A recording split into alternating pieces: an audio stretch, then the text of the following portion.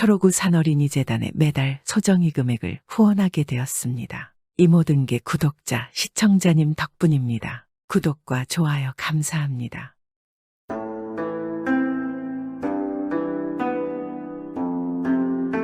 아주 옛날 옛적에 소요산 아래에 있는 마을에는 마음씨가 아주 착하고 효심도 깊은 나무꾼 돌쇠가 살고 있었습니다. 돌쇠에게는 병이 들어 몸져 누워있는 어머니가 한 분 있었습니다. 효자인 돌쇠는 그런 어머니를 지극정성으로 봉양하였는데 어머니의 약값을 벌기 위해 매일 쉬지 않고 산에 올라 나무를 해놓았다가 장이 서는 날에 내다 팔았습니다. 돌쇠의 집안은 원래부터가 아주 가난했습니다. 거기다 아버지도 일찍 돌아가시고 어머니도 아프시니 가난한 살림살이가 나아질 기미는 보이지 않았습니다. 그래도 다행인 것은 돌쇠가 아주 건강하고 힘이 좋았으며 성격도 성실하고 인내심도 강해 일을 늘 열심히 한다는 것이었습니다. 덕분에 어머니와 돌쇠 두 사람이 그래도 먹고 사는 데에는 문제가 없었습니다. 돌쇠는 다른 친구들이 놀러 가거나 쉬는 날에도 쉬지 않고 일을 열심히 하며 하루하루를 살았습니다. 그러던 중 어느 날 돌쇠의 친구 칠복이가 찾아왔습니다. 돌쇠야, 잘 있었냐? 정말 오랜만이야. 칠복이가 웬일이요? 너 장가가고는 오늘 처음 보는 것 같은데. 웬일이긴 내가 하도 코빼기도 안 보이니까 얼굴 보고 싶어서 왔지. 어머님께 인사드려야 하는데 어머니 지금 계시지? 아니야. 어머니 잠드셨어. 나중에 칠복이 내가 왔었다고 말씀드릴게. 너도 알다시피 어머니가 아프셔서 한 번 잠들면 깨어나기가 쉽지 않아. 어릴 적에 어머님이 해주신 쑥떡 참 맛이 좋았는데 나에게 참 잘해주셨는데 빨리 나아지셔야 하는데 그래야 예전처럼 쑥떡을 얻어먹을 수 있을 텐데. 돌쇠야, 실은 이거 주려고 왔어. 칠복이가 돌쇠에게 웬 보따리를 내밀었습니다. 이게 뭐냐? 웬 보따리냐? 이거 인삼이야. 내 장에 갔다가 좋은 인삼이 들어왔다고 해서 내 어머니 생각이 나더라. 그래서 있는 돈만큼 사왔으니 어머니 고아드려라. 기력에는 인삼이 최고지. 이 귀한 것을 가지고 온 거야? 너도 혼인한 지 얼마 안 돼서 형편이 그리 좋지 않을 터인데 굳이 우리 어머니까지 챙기는 것이냐? 돌쇠야, 우리가 중마고우 아니냐. 이거 어머니 다려드시고 기운을 좀 차리셨으면 좋겠는데 내 여유만 있다면 산삼이라도 사드리고 싶다. 돌쇠는 칠복이가 준 보따리를 받고 감동의 눈물을 흘렸습니다. 고맙다 칠복아, 정말 고마워. 너밖에 없다. 내 이 은혜는 절대 잊지 않을게. 내 생각해주는 이는 너밖에 없구나. 난 너에게 해준 것이 없는데.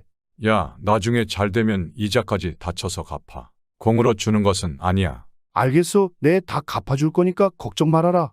내 잘만 된다면 몇 배로 갚을게. 근데 돌쇠, 너는 언제 장가 갈 거냐?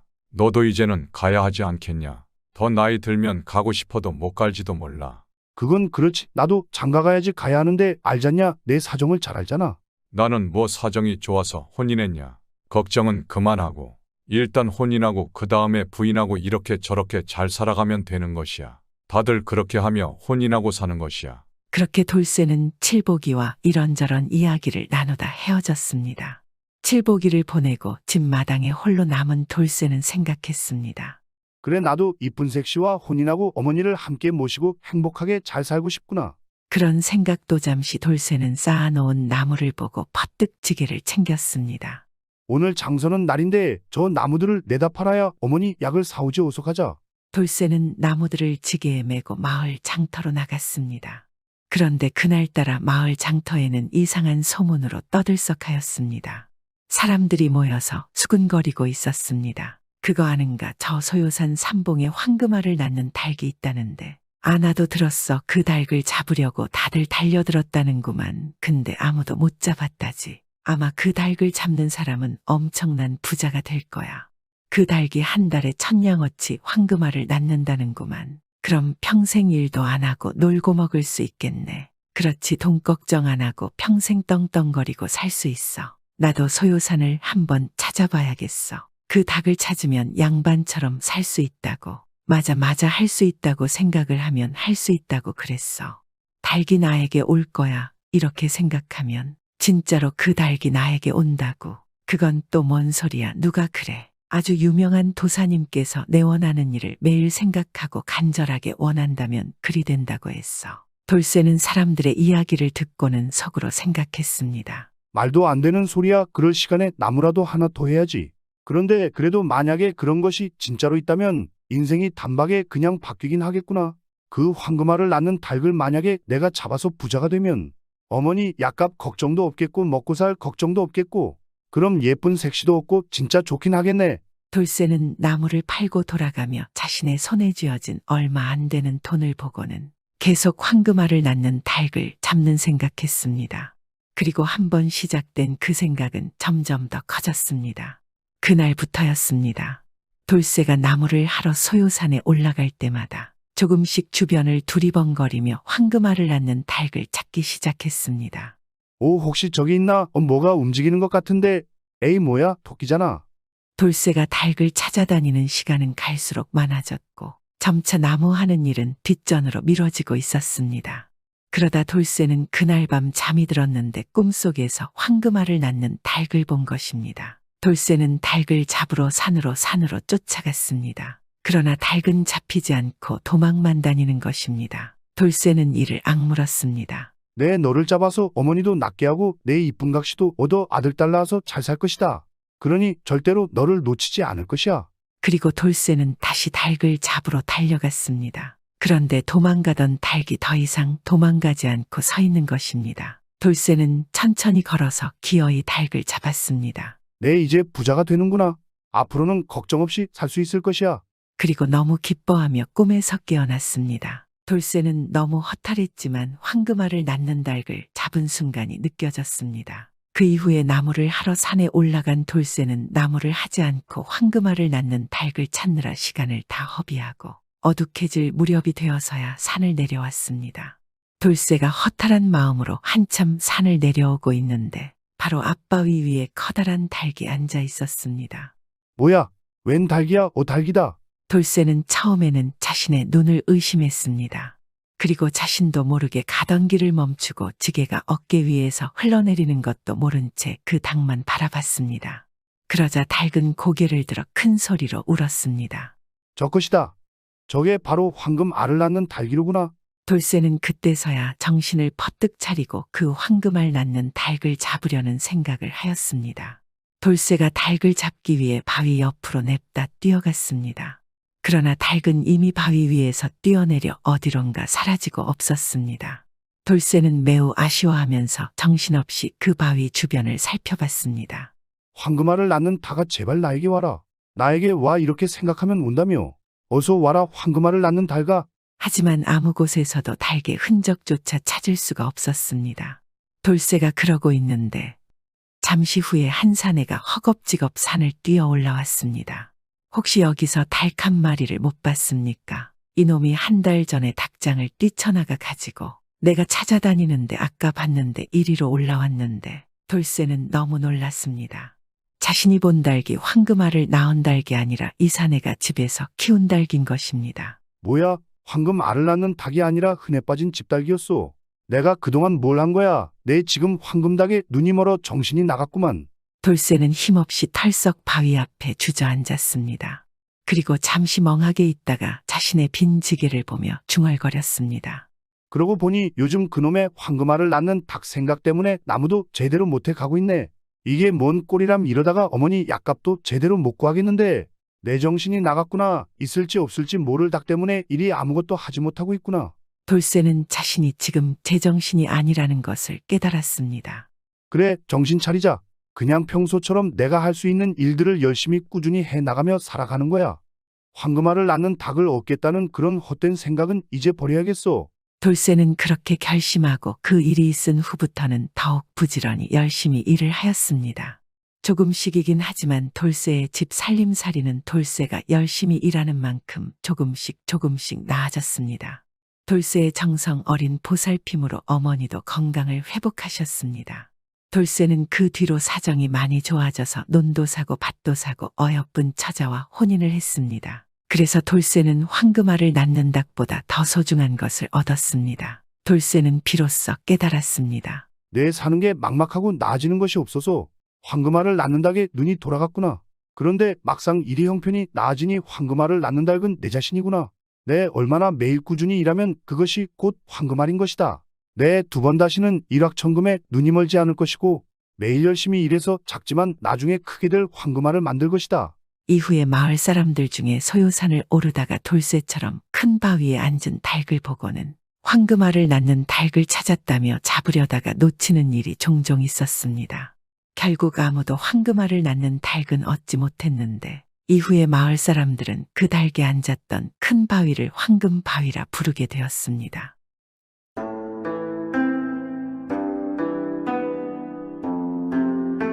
옛날 옛적 어느 마을에 딸 둘을 둔 아버지가 살고 있었습니다. 아버지는 예쁜 두 딸을 금이야 오기야 애지중지하며 정성껏 키웠습니다. 그리고 딸들을 사랑하는 마음이 아주 남달랐습니다. 당연히 얼마나 눈에 넣어도 아프지 않은 딸들이겠습니까? 이들 세 식구는 하루하루 행복한 나날을 보냈습니다. 이렇게 키운 딸들은 어느새 훌쩍 커버려 이젠 시집을 보내야 할 때가 되었습니다. 그러니 아버지는 점점 고민에 빠지기 시작하였습니다.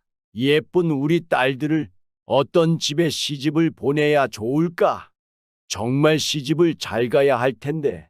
아버지는 이제 앉으나 서나 이 궁리만 하고 다녔습니다. 당연히 애지중지 키운 두 딸을 좋은 곳으로 시집 보내고 싶지 않겠습니까? 그래, 사람은 뭐니 뭐니 해도 명예가 중요해. 그래야 다른 사람들의 존경을 받을 테니까.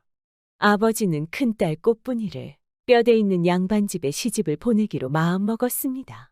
그래서 주위 친척 어른들을 찾아다니며 사윗감을 찾기 시작하였습니다. 어르신들, 이제 저의 이쁜 딸을 나이가 차서 시집을 보내야겠습니다.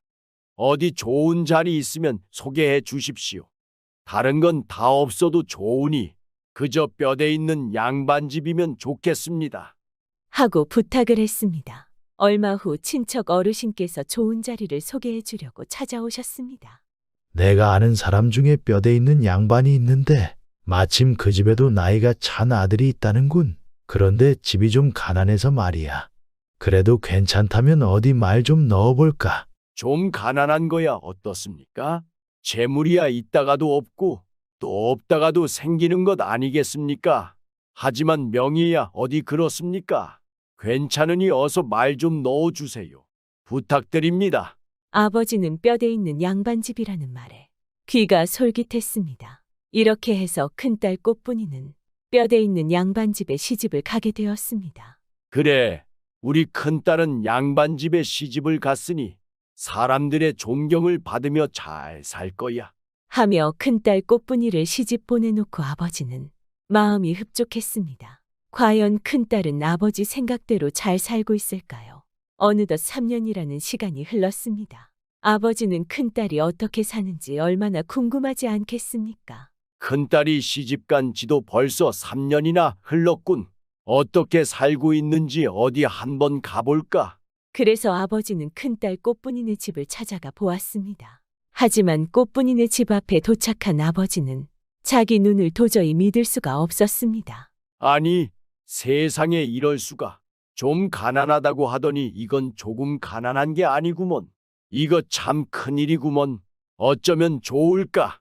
큰딸 꽃분이네 집은 동네에서도 가장 초라한 초가집이었습니다. 그것도 바람만 한번 세차게 불면 금세 쓰러져 버릴 것 같은 그런 집이었습니다. 하지만 아버지는 다시 차분히 생각을 하였습니다. 겉모습이 좀 초라하면 어때? 그래도 존경받는 뼈대 있는 양반집인걸. 설마 굶어 죽기야 하겠어. 이렇게 마음을 위로한 아버지는 이리 오너라 하고 사람을 불렀습니다. 잠시 후 큰딸 꽃분이가 바로 나왔습니다. 아이고, 아버님, 오셨어요. 어떻게 이렇게 갑자기 오셨어요? 이게 몇 년 만이에요. 정말 보고 싶었어요. 미리 연락이라도 주셨으면 뭘 좀 준비했을 텐데? 큰딸 꽃분이는 맨발로 뛰어나오며 아버지를 반갑게 맞았습니다. 그런데 큰딸의 모습을 본 아버지는 더 기가 막혔습니다. 글쎄 큰딸 꽃분이가 허리에 밥보자기를 두르고 있지 않겠습니까? 앞치마도 없어서 대신 밥보자기를 두르고 있는 것이었습니다. 이 근처 잔치집에 갔다가 네 생각이 나서 들렀다. 밥은 잔치집에서 먹고 왔으니 아무것도 내오지 마라. 딸의 살림을 보니 밥은커녕 죽도 못 먹을 형편이었습니다. 그러니 친정아버지가 왔다고 밥 한 끼라도 준비하려면 살림살이를 팔아야 할 것이 뻔했습니다. 그래서 아버지는 일부러 이렇게 거짓말을 하였던 것이었습니다. 꽃분아, 이 애비는 이제 잘 사는 거 보았으니 됐다. 내 다음에 또 오마. 그때는 맛있는 것을 해다오. 아버지, 오래간만에 오셨는데 하룻밤이라도 주무시고 가세요. 그냥 가시면 제 마음이 편하지 않을 것 같아요. 꽃분이가 이렇게 붙잡는데도 아버지는 급한 일이 있다고 둘러대고 큰딸 꽃분이네 집을 나왔습니다. 아무래도 더 있으면 딸에게 침이 될 것 같았습니다. 처음으로 온 큰딸 집인데 그냥 돌아가는 아버지의 마음은 얼마나 아플까요? 에휴, 아무리 존경받는 양반 집이면 뭐해. 죽도 한 끼 못 먹고 사는데 다 양반이 무슨 소용이야. 둘째 꽃순이를 시집 보낼 때는 뼈대고 뭐고 잘 사는 집에 보내야겠다. 아버지는 이렇게 결심을 했습니다. 얼마 후 이번에는 작은 딸 꽃순이를 시집 보내야 할 때가 되었습니다. 아버지는 이번에도 주위 친척 어른들을 찾아다니며 작은 딸 사윗감을 찾기 시작하였습니다. 안녕하십니까. 이번에는 제 작은 딸을 시집 보내야 할 때가 되었는데 어디 좋은 자리에 없을까요? 뼈대 없는 집이라도 괜찮으니 잘 살기만 하면 좋겠습니다. 하고 부탁을 했습니다. 그러자 큰딸에게 양반을 소개해 주신 친척분이 말하기 시작하였습니다. 여보게, 마침 자리가 하나 있기는 한데 하고 말끝을 흐렸습니다. 그런데 왜 그러세요? 무슨 이유가 있으신가요? 잘 살기는 만석군으로 남부럽지 않게 사는데 양반이 아니라 상민이야. 괜찮겠는가? 상민이면 좀 어떻습니까? 잘 살기만 하면 되니 말씀 좀 해주세요.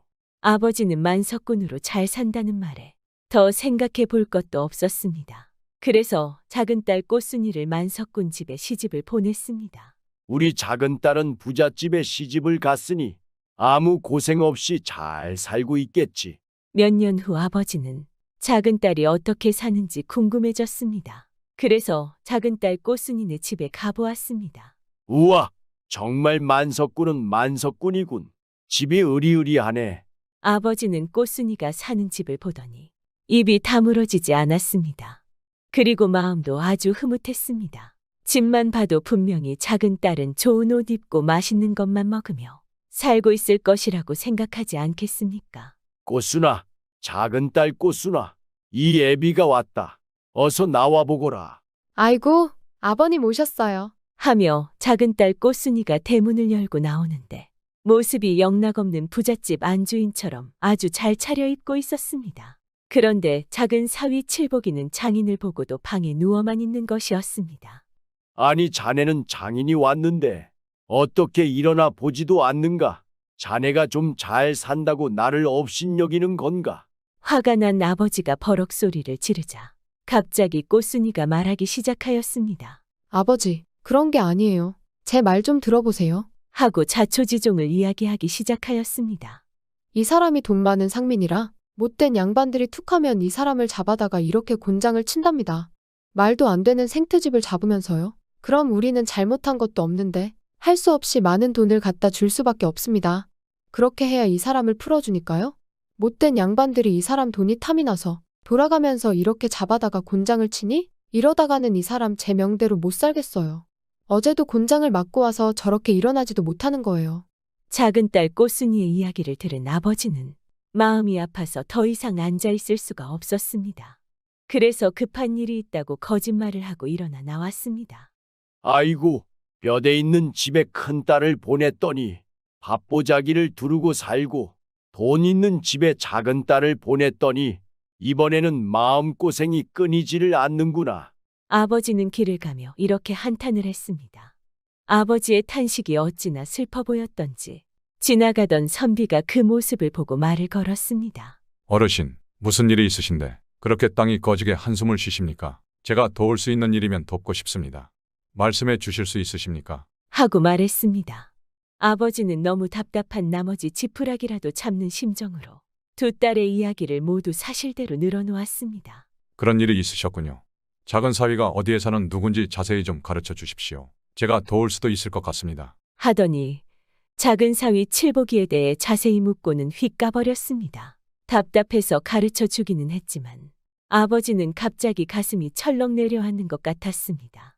혹시 저 선비도 작은 사위한테 가서 돈을 뜯어내려는 건 아닐까 하는 생각이 들었습니다. 하지만 이미 쏟아진 물이었습니다. 한편 선비는 곧장 작은 사위 칠복이가 사는 마을로 갔습니다. 그런데 칠복이의 집으로 가는 게 아니라 바로 마을의 사또를 찾아갔습니다. 여봐라. 어서 사또에게 가서 암행어사가 왔다고 일러라. 그 선비는 바로 암행어사였던 것이었습니다. 사또는 버선발로 뛰어나오며 어사를 맞았습니다. 여기까지 오시느라 고생이 많으셨습니다. 어서 들어오십시오. 길을 가다가 여기 마침 먼 친척 아우가 산다기에 한번 들러보았습니다. 수고스럽겠지만 제 아우를 좀 불러주실 수 있겠습니까? 어사는 매일 맞는다는 작은 사위 칠복이의 이름과 주소를 사또에게 가르쳐 주었습니다. 조금만 기다리시면 제가 당장 모셔오겠습니다. 사또는 포졸을 시켜 당장 칠복이를 불러오게 하였습니다. 포졸들이 칠복이 집에 도착하니 아무것도 모르는 칠복이는 신음을 하며 누워 있었습니다.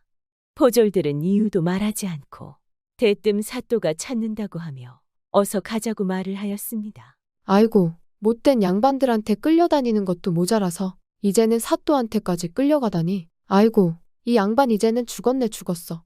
영문을 모르는 작은 딸 꽃순이는 남편이 이번에는 사또한테 끌려가 또 곤장을 맞게 되는 줄 알았습니다.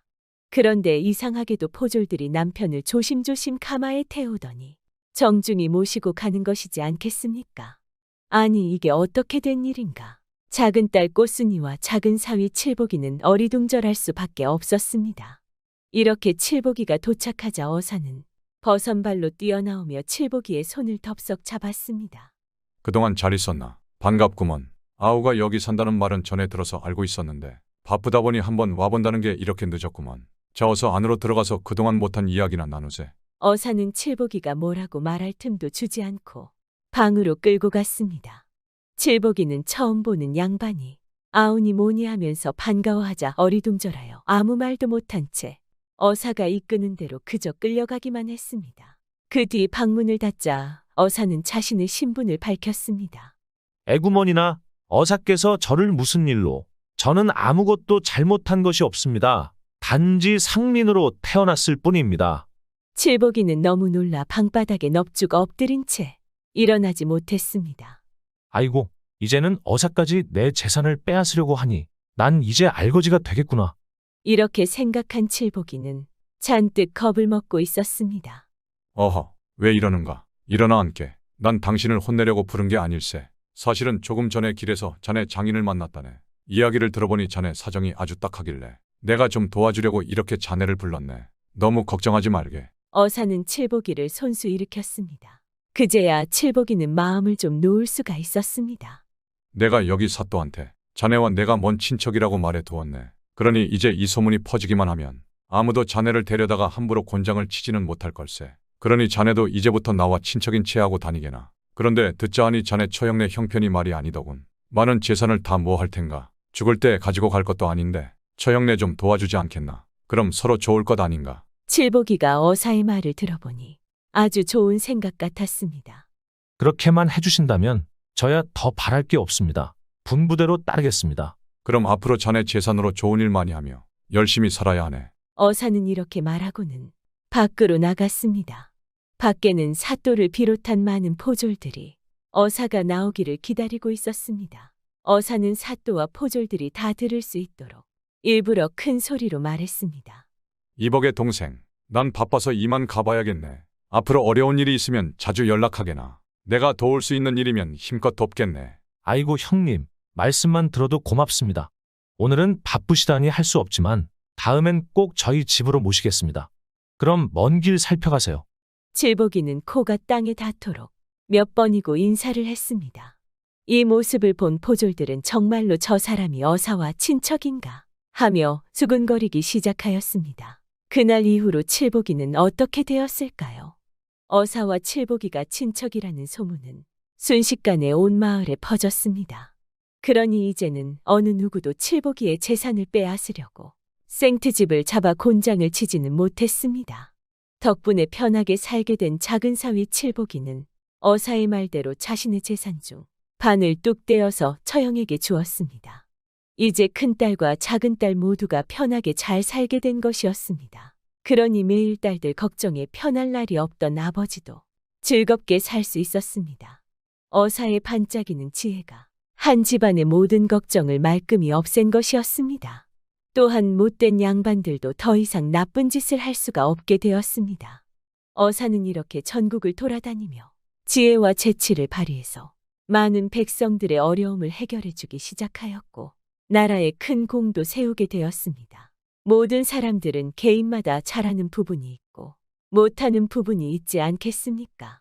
이렇게 각자 서로의 부족함을 채워가고 도와가며 살아가면 더 나은 삶을 살 수 있지 않을까요?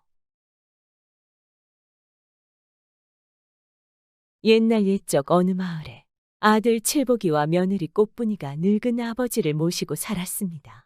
이 부부는 아버지를 극진히 모시며 정성을 다하였습니다. 그러던 어느 날이었습니다. 부부는 아침 일찍 나가 저녁 늦게 들어오면서 부지런히 일한 덕분에 그의 농사가 특별히 잘 되었습니다. 그래서 아버지에게 더 좋은 환경에서 잘 모시려고 하였으나 아버지는 밥 한 술 제대로 뜨지 못하고 그만 병으로 몸져 눕게 되었습니다. 이 모습을 본 효자 칠복이가 가만히 있을 수 있겠습니까? 칠복이는 밤낮 의원을 찾아다니며 병에 맞는 약을 지어 극진히 아버지를 보살폈습니다. 그러니 얼마 지나지 않아 아버지의 병은 나아지게 되었습니다. 하지만 노쇠하여 기력이 없어진 아버지는 또 다시 몸져 눕게 되었습니다.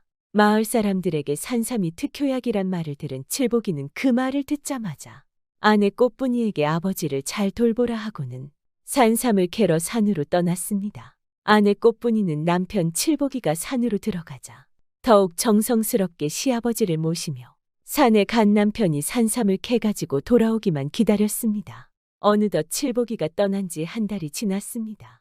그러던 어느 날 밤 꽃분이는 이상한 꿈을 꾸고 놀라 잠에서 깨어났습니다. 이튿날 아침 불안한 꽃분이는 시아버지에게 아침을 잘 차려드리고 점심과 저녁은 식지 않게 가마목에 놓아두고 남편 칠복이를 만나러 떠났습니다. 가고 가다 보니 하루에도 어느덧 저물기 시작하였습니다. 이때 마침 칠복이가 머리를 숙이고 멀리서 맥없이 걸어오고 있었습니다. 칠복이를 본 꽃분이는 무슨 일이라도 생긴 것 같아서 바로 달려갔습니다. 하지만 칠복이에게 다가갈 무렵 길 옆에 호랑이가 그만 칠복이를 덮치려고 하는 것이었습니다. 순간 놀란 칠복이는 정신을 잃고 쓰러졌습니다. 급해진 꽃분이는 소리치며 자신의 생사는 돌보지 않고 바로 호랑이 앞을 막아섰습니다. 안 돼요, 안 돼! 저희 서방님, 절대 안 돼요! 갑자기 꽃분이가 나타나 소리치는 바람에 호랑이는 귀를 쫑긋거리며 꽃분이를 쳐다보았습니다. 꽃분이는 연로한 아버지를 위해 남편이 산삼을 구하러 떠난 이야기를 애절하게 말하였습니다. 호랑이님, 저희 집에 연로한 아버지가 병석에 누워 계십니다. 그래서 저희 서방님이 한 달 동안 위험한 산속에서 산삼을 찾고 있었습니다. 제발 불쌍한 저희 서방님 살려주세요. 살려만 주시면 제가 무슨 일이든지 다 하겠습니다. 호랑이는 한참 잠자코 듣더니만 물러서서 꼬리로 등을 툭툭 치는 것이었습니다. 그제야 칠복이는 정신을 차리기 시작하였고 꽃분이는 호랑이를 보고 물었습니다. 호랑이님, 저희들을 등에 타라는 말씀이십니까? 호랑이는 고개를 끄덕였습니다. 부부는 잠시 동안 생각하다가 우선 호랑이의 등에 올라탔습니다. 그 순간 호랑이는 날바람을 일구며 빛의 속도로 내달았습니다. 잠시 후 부부가 호랑이 등에서 내리니 눈앞에는 산삼이 가득하였습니다. 칠복이는 놀라지 않을 수 없었습니다. 그토록 한 달 동안 찾아도 보이지 않던 산삼이 지금 자기 눈앞에 이렇게 많이 있으니 말입니다. 이 부부는 아버지 생각만 하며 온갖 정성을 다하여 산삼을 캐고 또 캤습니다. 잠시 후 산삼을 다 캔 것을 본 호랑이는 부부를 다시 등에 타게 한 후 달리더니 잠깐 사이에 부부의 뜰락에 도착하였습니다. 등에 내린 부부는 호랑이에게 감사하다며 100번 1000번 절만하였습니다. 호랑이는 알았다고 꼬리를 젓더니 휙 소리와 함께 바람같이 사라졌습니다. 집에 들어온 부부는 캐온 산삼 중에 제일 큰 산삼을 골라서 아버지에게 드리고 조그마한 나머지 산삼은 앞산에 심었습니다. 그 후 늙으신 아버지에게도 다시 대접하고 동네 어른들이 아프실 때 한 뿌리씩 나눠드렸습니다. 기력이 회복한 아버지는 아들 칠복이에게 산삼을 구할 수 있게 된 이야기를 들으시더니 눈물을 글썽거리셨습니다. 목숨을 건 산삼인데 얼마나 감동받지 않았겠습니까? 참 세상에 이런 효자 효부가 어디 있단 말이냐. 네, 너희들 같은 효자 효부를 두었기에 평생 복을 누리는구나. 정말 고맙구나. 아니에요, 아버지. 저는 한 게 없습니다. 다 제 아내 덕분입니다. 제 아내가 없었더라면 아마 산삼을 가져오지 못했을 거예요. 그 후 아버지는 아들 칠복이와 예쁜 며느리 꽃분이와 함께 하루하루 즐거운 시간을 보냈습니다. 결국 이 부부의 효심이 호랑이도 감동한 것이었습니다. 또한 호랑이 앞에 달려든 꽃분이는 얼마나 무섭지 않았을까요? 하지만 남편 칠복이와 아버지를 사랑하는 마음이 그 무서움도 이겨낼 수 있지 않았을까요?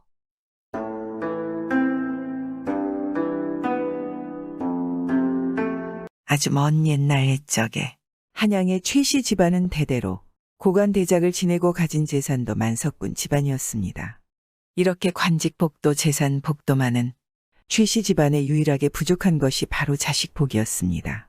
이 집안은 자손이 매우 귀하여 9대째 모두 아들 하나만 낳아 간신히 가문의 명맥을 유지하는 중이었습니다.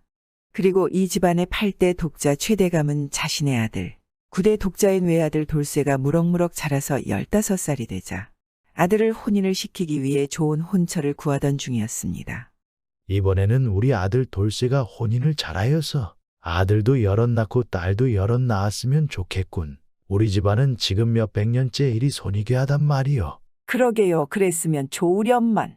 그런데 당신 때까지 무려 8대째 이런 걸 보면 여자 탓은 아닌 것 같은데 아무리 좋은 약을 써도 도통 소용이 없지 않나요? 당신 말이 맞아 그렇긴 하지. 그러니까 우리 최씨 가문의 운명을 바꿔줄 그런 여인과 우리 돌쇠가 혼인을 해 됐으면 좋겠구만. 그렇게 최대감은 중매쟁이의 많은 여인들을 알아보았고 우연히 명망 높은 집안의 교수가 혼처를 찾고 있다는 소식을 들었습니다. 최대감은 중매쟁이에게 여인에 대한 이야기를 물었습니다. 그녀는 이웃 마을에 사는 김씨 처녀로 나이를 따져보니 아들 돌쇠보다는 2년 연상의 18살이었으며 외모와 행실이 매우 정숙하고 아름답기로는 마을에 정평이 나 있는 처녀였습니다. 최대감은 이 김씨 처녀를 아들 돌쇠의 색시감으로 정하고 김씨의 집안과 혼약을 맺었습니다. 그리하여 두 집안은 각자 자녀의 혼인 날을 잡았습니다. 돌쇠와 김씨 처녀는 김씨 처녀의 집에서 성대한 혼인식을 치르게 되었고 그날 첫날 밤을 보내던 중이었습니다.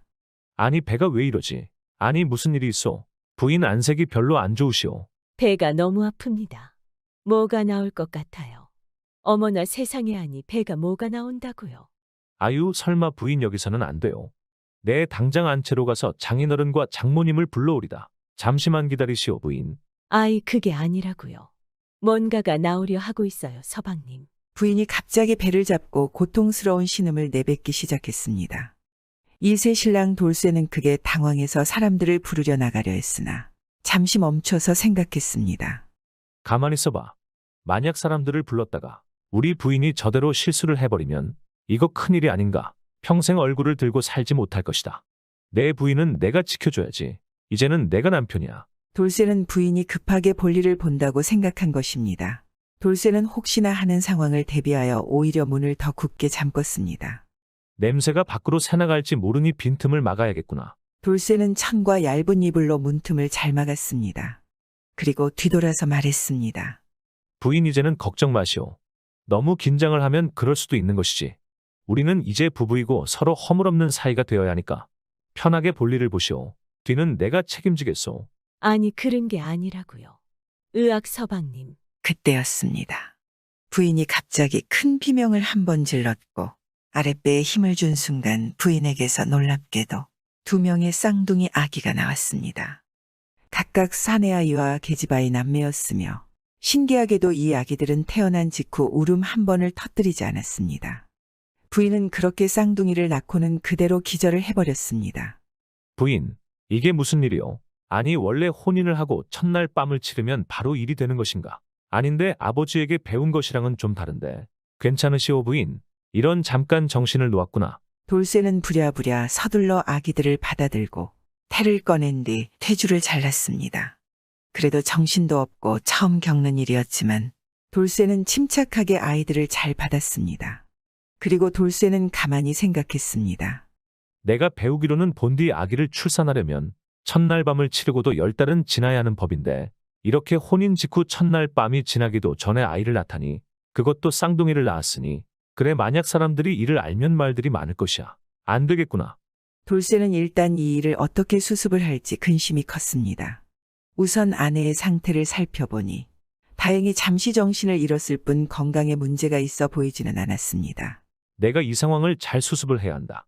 안 그러면 부인은 평생 손가락질 받고 비참하게 살 거야. 돌쇠는 그렇게 생각을 하고 한 가지 꾀를 내었습니다. 그리하여 새벽 달기 올자 잠시 밖으로 나가서 장모님을 불렀습니다. 장모님 주무십니까? 이른 아침 죄송합니다. 그러자 방에서 돌쇠의 장모가 나왔습니다. 아이고, 최서방 무슨 일인가? 뭐 불편한 것이라도 있는 겐가? 밖으로 나온 장모님에게 돌쇠는 미안해하며 말했습니다. 장모님 새벽에 너무 죄송합니다. 제가 아침밥을 먹기 전에 새벽에도 식사를 하는 습관이 있습니다. 늘 미역국을 먹지요. 그 미역국 한 사발이랑 따뜻한 쌀밥을 지어주실 수 있을까요? 지금 너무 시장해서요. 그러자 장모가 고개를 갸우뚱하며 말했습니다. 아이고, 그런가 참으로 특이한 습관이로구만. 그거 미리 얘기했으면 준비를 해놨을 텐데 내가 금방 만들어줌세. 돌쇠의 장모는 그의 특이한 습관에 조금 놀랐지만 개의치 않고 부엌으로 가서 상을 차린 다음 사위의 방 앞으로 가지고 왔습니다. 이복의 사위 상 차려왔네. 가지고 들어갈까? 아이고 아닙니다. 장모님 제가 나가겠습니다. 돌쇠는 황급히 방문을 열고 나가서 상을 받았습니다. 참으로 감사합니다. 장모님, 아침 일찍 너무 번거롭게 해서 죄송합니다. 아이고, 아니야. 걱정 말고 또 필요한 것 있으면 부르게나. 그렇게 돌쇠는 장모가 가져다 준 상을 받아들이고 다시 방으로 돌아 들어갔습니다. 그리고 흰 쌀밥을 미역국에 말아서는 간신히 정신을 차린 부인에게 먹였습니다. 돌쇠의 부인은 미역국을 먹고 조금 기운을 차렸습니다. 그러니 돌쇠가 말했습니다. 일단 내가 이 아이들을 데리고 우리 집으로 떠나 있을 것이오. 걱정 말고 열흘 정도 몸을 잘 추스르고 오시오. 해산한 몸으로 시집살이를 시작하면 몸이 너무 힘들 것이니까. 내가 이 문제를 모두 정리해 놓을 테니 편하게 쉬시오. 돌쇠의 말에 부인은 몹시 감동하여 그리 하겠다고 하였습니다. 그렇게 돌쇠는 해가 완전히 뜨기 전에 몰래 아이들을 이불에 따뜻하게 잘 싸서 근처의 다리 밑으로 가서 그곳에 아이들을 숨겨놨습니다. 그리고 날이 밝자 돌쇠는 장인 장모에게 가서 어젯밤 어머니가 편찮으시다는 꿈을 꾸고 아무래도 집에 서둘러 가봐야겠습니다. 거짓 핑계를 대며 말을 준비해 달라고 부탁을 하였습니다. 그리고 나서 장인 장모에게 인사를 드리고 처갓집을 나서서 말을 타고 자신의 집으로 가던 도중에 다시 다리 밑으로 내려가 아기들을 품에 안고 자기 집으로 돌아갔습니다. 그러니 부인은 데려오지 않고 아이만 둘만 데려온 돌쇠를 본 최대감과 부인은 너무나 깜짝 놀랐습니다. 아니 이게 뭐냐? 며느리는 어디 있고 어디서 난 애만 둘이나 데려온 것이냐? 애들은 도대체 어디서 난 게야? 최대감이 묻자 돌쇠가 말했습니다. 그것이 우연히 다리를 지나는데 다리 밑에서 울음소리가 들려 가보니까 이 아이들이 있었습니다. 너무나 딱한 마음에 제가 데려왔습니다. 이것도 인연인데 우리 집에서 이 아이들을 제가 제 자식처럼 키웠으면 합니다. 어차피 우리 집안에는 대대로 자식도 많이 없으니 좋지 않겠습니까? 그러니 마음이 넓은 최대감과 부인은 아들의 착한 행동을 칭찬하고 그리하라 허락을 해주었습니다. 그로부터 열흘이 지나고 드디어 돌쇠의 부인도 몸을 잘 추스르고 시댁으로 왔습니다. 그러니 시어머니는 아들 돌쇠가 데려온 두 아기들을 며느리의 품에 안겨주었습니다. 이야기는 들었지.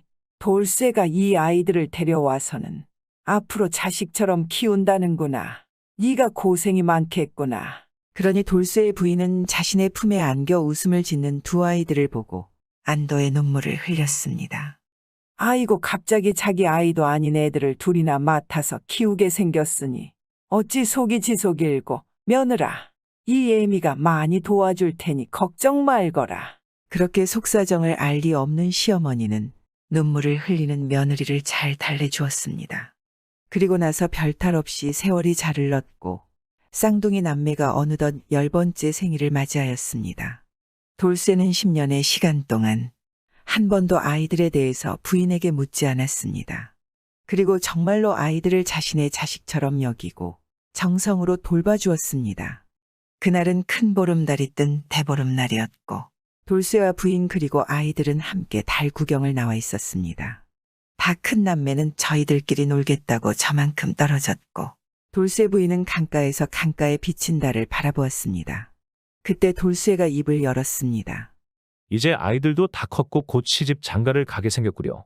저 아이들이 어찌 태어나게 된 것인지 말해줄 수 있겠소? 조심스럽게 물으니 부인은 쓸쓸하게 미소를 지으며 자신이 그동안 미처 말하지 못했던 진실을 털어놓았습니다. 서방님, 제가 서방님과 혼인을 하기 10여일 전에 강가에 달 구경을 갔던 적이 있었습니다. 날이 저물었고 달이 떴습니다. 그런데 물가에 달 그림자가 비쳤고 너무 아름답고 눈이 부셨습니다. 달 그림자 근처에 제가 다가가니까 갑자기 달 그림자가 제 뱃속으로 빨려 들어왔습니다. 그리고 그날 이후 어느 순간부터 배가 불러오기 시작하는 것이 느껴졌습니다. 그리고 나서는 혼인을 하였고 아이들이 태어난 것입니다. 배가 불러올 땐 설마 그것이 아이들이라고는 생각조차 하지 못했습니다. 그랬구려. 그런 것이었군. 사실은 어제 내가 꿈을 꾸었소. 백발의 노인 한 분이 신성한 기운을 내뿜고 나타나서는 자고 있는 우리 아이들이 달의 기운을 받아 태어난 아이들이라 그렇게 말을 해주더이다. 아마도 아이들은 달이 점지해준 신령스러운 아이들이 분명할 것이오. 돌쇠는 활짝 웃으면서 말했습니다. 우리 아이들은 훗날 아주 훌륭한 인물들이 될 것입니다. 참으로 신기하고 복된 일이지 않겠소? 그러자 부인이 말했습니다. 지난 오랜 세월 동안 궁금도 하시고 의심도 가셨을 텐데 저를 믿고 우리 아이들을 친자식과 같이 돌봐주셨으니 너무도 고맙습니다. 그러자 돌쇠가 부인의 두 손을 잡고 말했습니다. 친자식과 같다니요. 우리가 함께 낳은 소중한 아이들이지. 그리고 난 당신을 처음 보는 순간 사모하게 되었소. 그리고 살면서 당신의 올바른 성심을 보아왔소. 그래서 아무리 궁금해도 당신에게 물어보지 않은 것이오. 부인에게 무슨 사정이 있다고는 생각했소. 그 뒤로 부부 사이에는 10명의 아이들이 더 태어났습니다. 이 아이들도 훌륭한 명필, 훌륭한 학자가 되었으며 가장 먼저 태어났던 쌍둥이 남매가 그 중에 가장 뛰어났습니다. 사람들에게 아주 쓰임있는 훌륭한 어른이 되었습니다. 그리고 돌쇠에 대해서 독자만 이어지던 최씨 집안에 안 좋은 전통이 끊어지더니 그 뒤부터는 이 집안에는 자손 대대로 많은 자녀들이 태어났습니다. 그리고 이들은 하나같이 모두 훌륭한 인물이 되어서 최씨 가문을 빛냈다고 합니다. 이번 이야기는 아내를 의심하지 않고 진심으로 믿었던 사내의 이야기이지 않겠습니까? 그 덕에 가문은 번성하고 자식들은 잘된 것 아니겠습니까? 요즘 우리도 부부간의 의심보다는 신뢰는 가져보는 것은 어떨까요?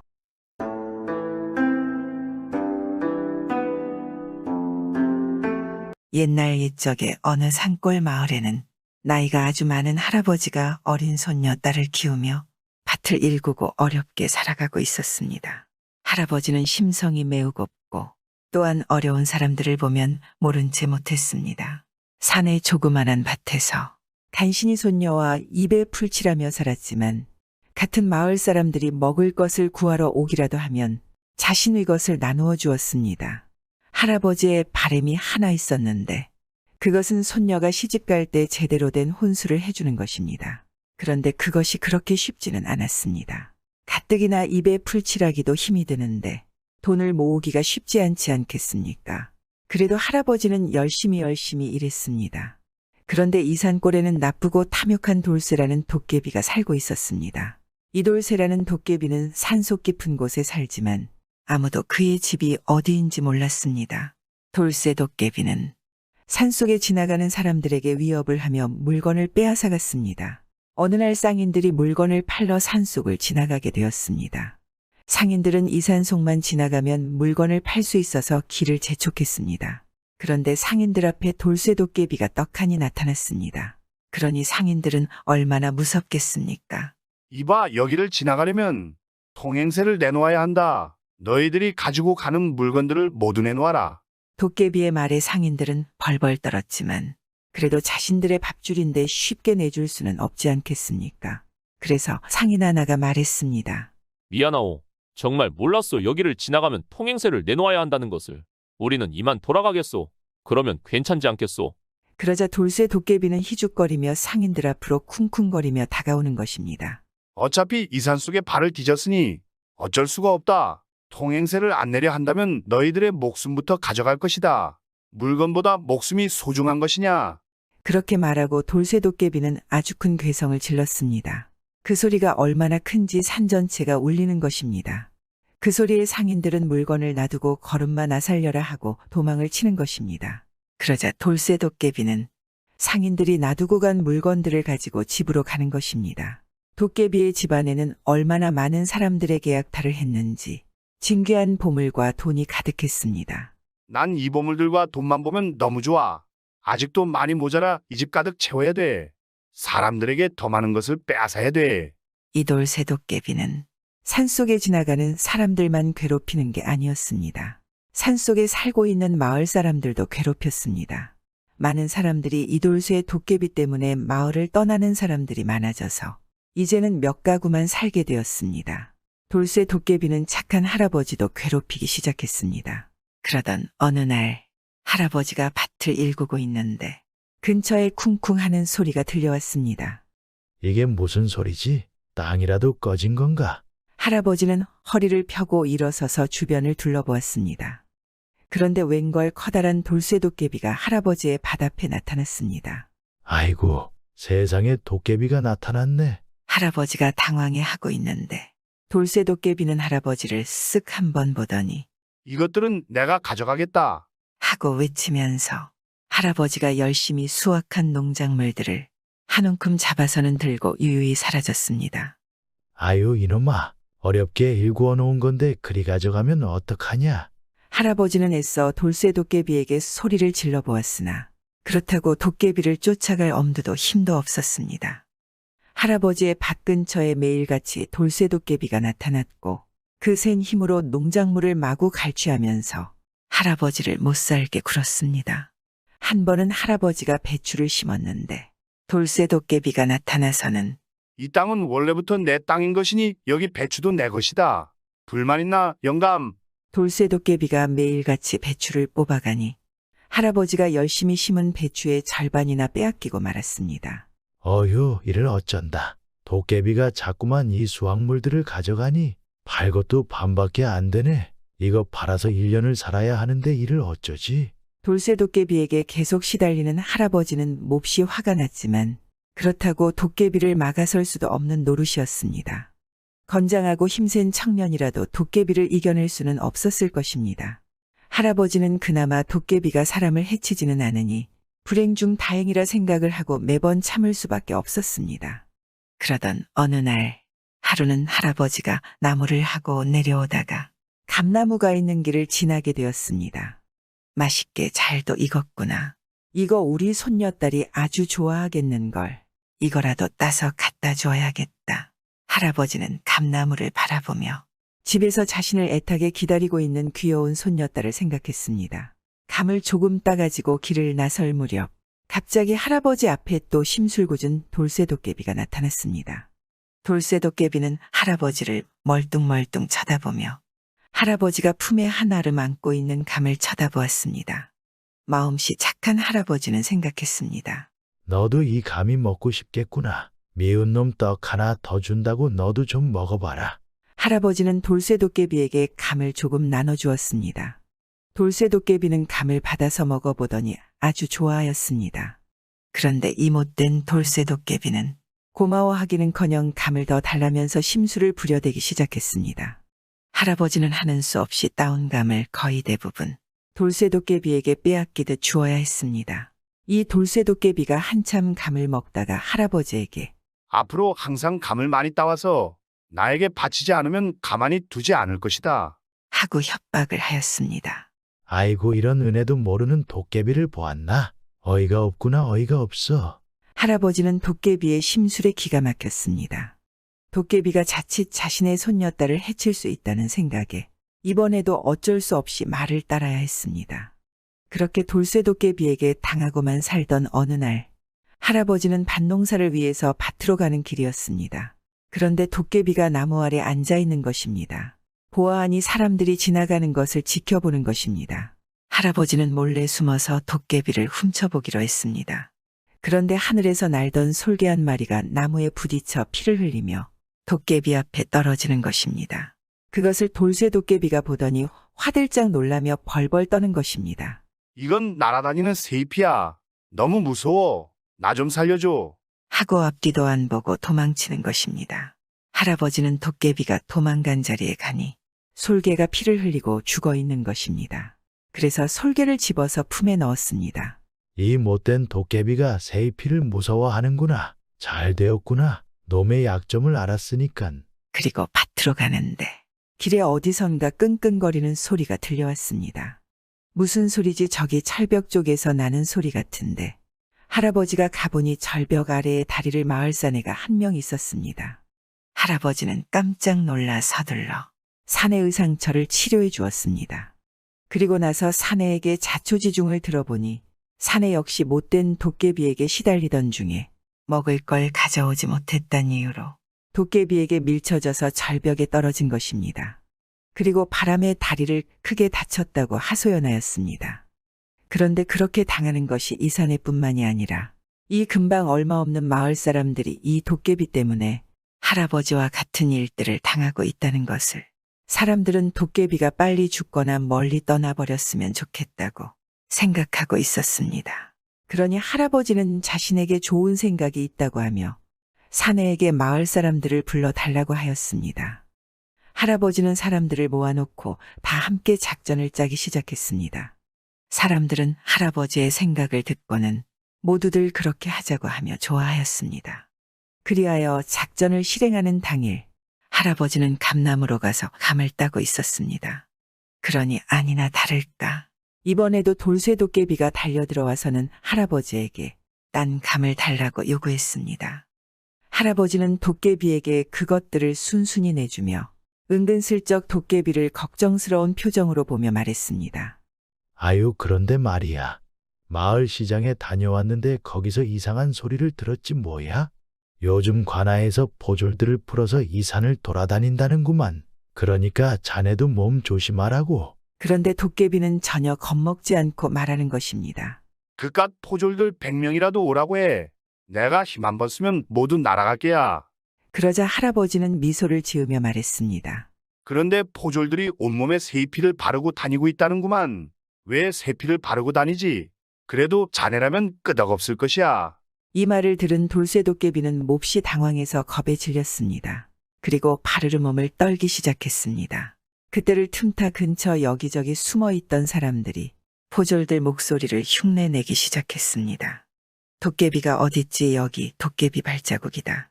어서 놈을 잡으러 가자. 가기 전에 세피를 듬뿍 더 바르자고 이렇게 말하는 것입니다. 도깨비는 쏘스라치게 놀랐습니다. 어쩔 줄을 몰라 하다가 할아버지에게 자신을 도와달라고 애원했습니다.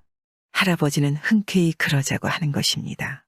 좋아, 내가 너를 도와줌세. 여기 있다가는 잡힐게 뻔하니 자네 집으로 가세. 그리고 포졸들이 오면 내가 여기 살고 있다고 말해줌세. 그러면 포졸들이 아무 의심 없이 돌아갈 게야. 어떤가? 그러자 도깨비는 흔쾌히 응하지 않겠습니까? 그리고 할아버지를 데리고 집 안에 들어갔습니다. 그리고 부르르 떨고 있었습니다. 그 뒤에 할아버지가 밖에 나가서 손짓을 하니 잠시 후에 주변에 숨어있던 사람들이 달려왔습니다. 할아버지는 작전대로 그들에게 포졸인양 대하면서 도깨비를 보지 못했다고 발뺌하였습니다. 그러니 포졸인 척을 하는 사람들은 집안에 무엇인가 있을 것 같다며 의심하는 척을 하였습니다. 그러자 도깨비는 집에 있는 커다란 쌀포대를 덮었었습니다. 할아버지는 계속 발뺌을 하였지만 사람들이 계속 의심하는 척을 하며 집으로 들어오는 것입니다. 그리고 쌀포대를 보고는 한 번 들춰봐야겠다고 아우성치는 것입니다. 할아버지와 사람들은 눈짓을 주고받았고 할아버지는 저번에 주었던 피를 흘리고 죽은 솔개의 피를 쌀포대 속에 넣었습니다. 졸지에 솔개의 피를 본 도깨비는 비명을 지르며 뒤도 돌아보지 않고 자리에서 도망을 쳤습니다. 도깨비는 헐레벌떡 달리고 달려서 산을 벗어나 다른 곳으로 가버렸습니다. 도깨비를 멀리 쫓아낸 할아버지와 사람들은 환호성을 질러댔습니다. 할아버지와 마을 사람들은 도깨비 집안에 있던 보물과 돈을 마을로 가지고 와서 공평하게 나누었습니다. 그래서 가난한 이산골 사람들은 모두가 큰 부자가 되었습니다. 할아버지 역시 평생 소원이었던 손녀딸 시집 갈 때 값비싼 온수와 폐물을 해주었습니다.